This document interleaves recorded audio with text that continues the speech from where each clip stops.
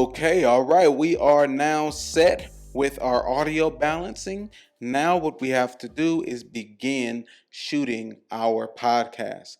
Now, generally, a podcast is set up with a structure of an intro, the main section, and then a conclusion slash outro.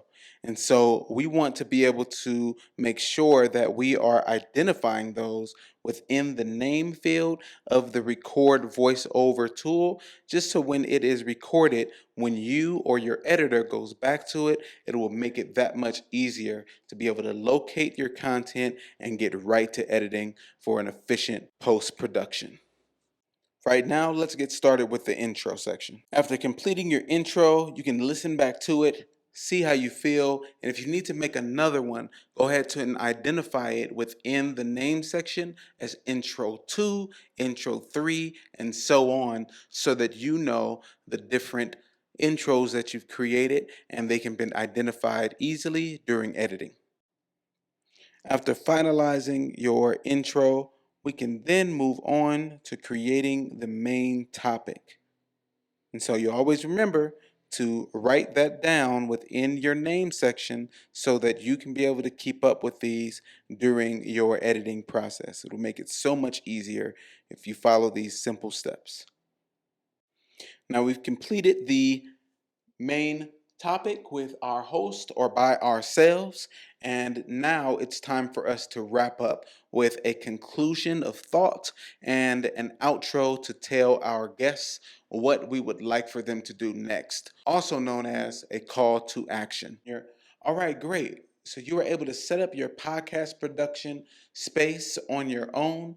You were able to set up the Final Cut Pro to make sure that it was ready for voice recording, balanced your audio, made your test, created your intro, your main topic, and your outro. Now all you have to do, because Final Cut Pro is constantly saving, is exit the Final Cut Pro program and eject your device.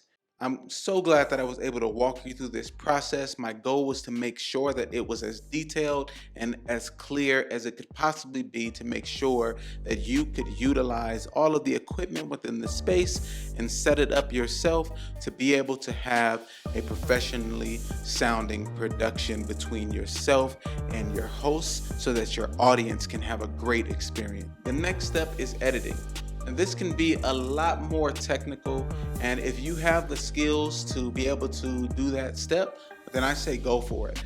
If you want to make sure that it is professional right out of the gate and you don't have the time to necessarily go through that process, then you can follow up with me at will@iThriveLocal.com, and I will be able to support you in your journey to creating a professional finished product that you can publish onto your podcast channel. Thank you for joining me at the podcast incubation program, and I look forward to hearing your next podcast.